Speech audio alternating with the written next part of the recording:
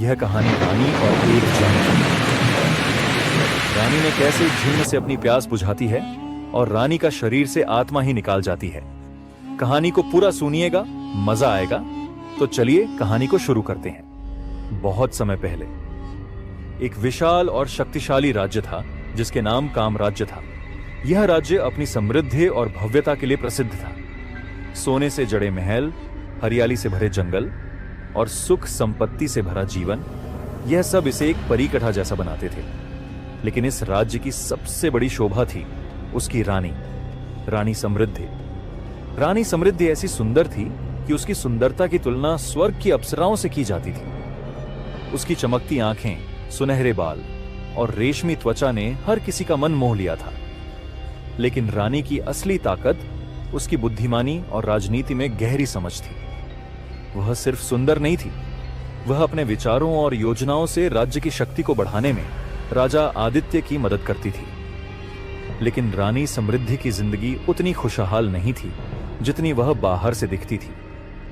राजा आदित्य एक मेहनती और न्यायप्रिय शासक था, लेकिन वह अपने राज्य की जिम्मेदारियों में इतना व्यस्त था कि अपनी पत्नी को समय नहीं दे पाता था। रानी के जीवन में एक अजीब सा खालीपन था।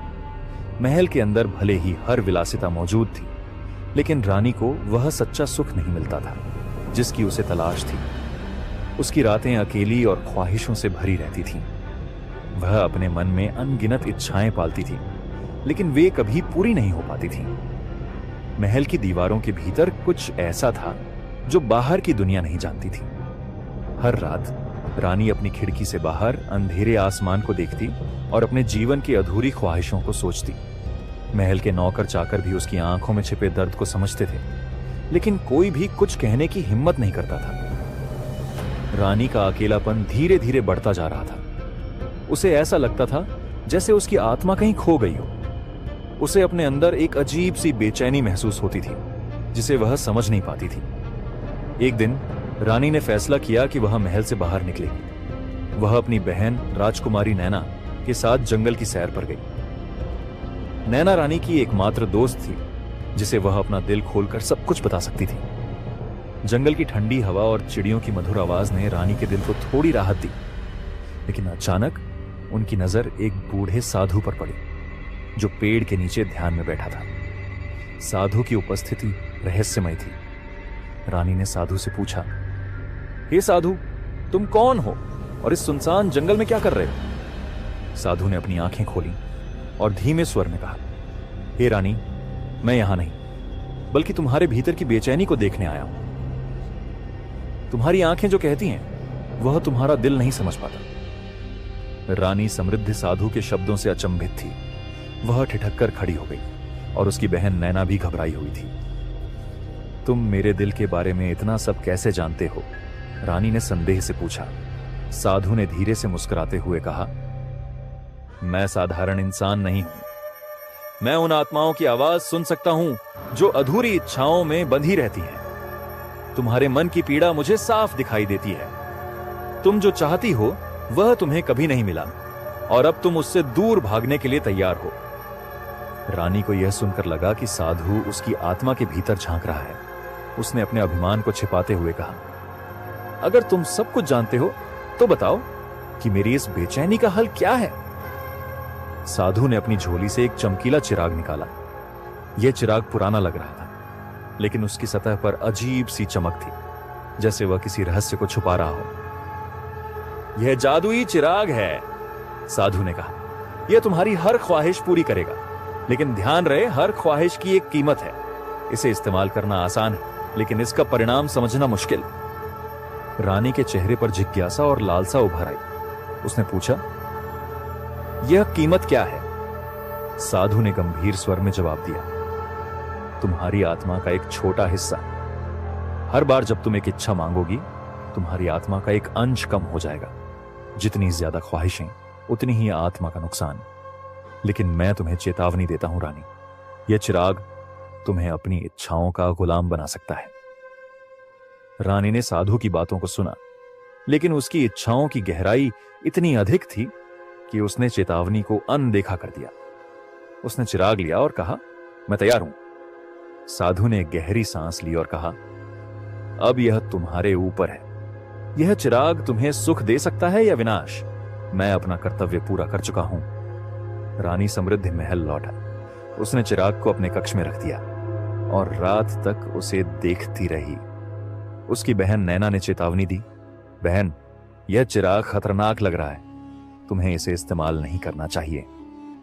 लेकिन रानी ने उसकी बातों को नजरअंदाज कर दिया।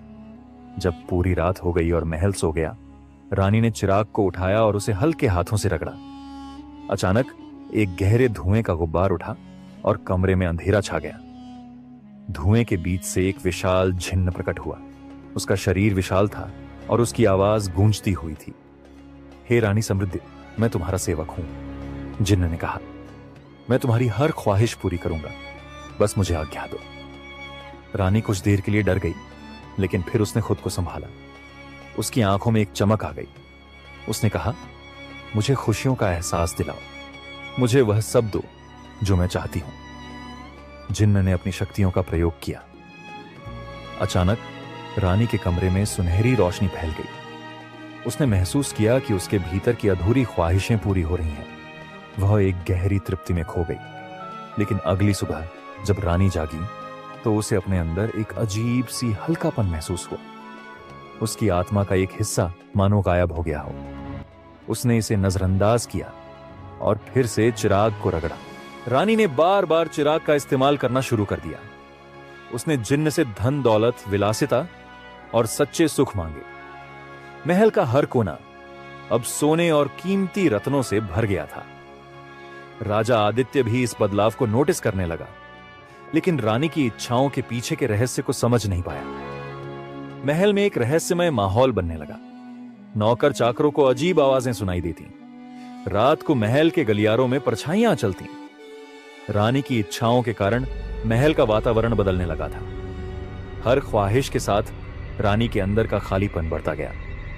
उसकी आत्मा धीरे धीरे खो रही थी। जिन्न हर बार चेतावनी देता, लेकिन रानी उसकी बातों को अनसुना कर देती। महल में अब सब कुछ बदल चुका था। हर कोने में ऐसी विलासिता थी जो किसी सपने से कम नहीं लगती थी। दीवारों पर सोने की नक्काशी, झूमर से गिरती हीरे की चमक और हर कमरे में असाधारण सुख साधन। महल अब एक जादुई दुनिया जैसा बन गया था। लेकिन इस चमक दमक के बीच डर भी फैलने लगा था। नौकर चाकरों ने कहना शुरू कर दिया था कि महल में अजीब घटनाएं हो रही हैं। रात के समय उन्हें ऐसा लगता जैसे कोई परछाई उनके पीछे चल रही हो। कभी कभी रानी के कमरे से किसी के रोने की आवाज सुनाई देती, लेकिन जब वे अंदर जाते तो रानी अकेली होती। राजा आदित्य ने भी रानी में बदलाव महसूस किया। उसकी आंखों की चमक गायब हो गई थी। वह ज्यादा समय अपने कमरे में बिताने लगी थी और बहुत कम लोगों से मिलती। एक रात रानी ने फिर से चिराग को रगड़ा। धुएं के बीच जिन्न प्रकट हुआ। मालकिन, जिन्न ने गंभीर स्वर में कहा, आपकी आत्मा का बड़ा हिस्सा पहले ही खत्म हो चुका है। हर इच्छा आपको अंदर से खाली कर रही है। मैं आपको चेतावनी दे चुका हूं, लेकिन आप रुकने का नाम नहीं लेती।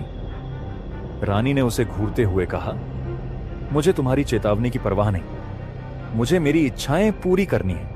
मुझे खुशी चाहिए।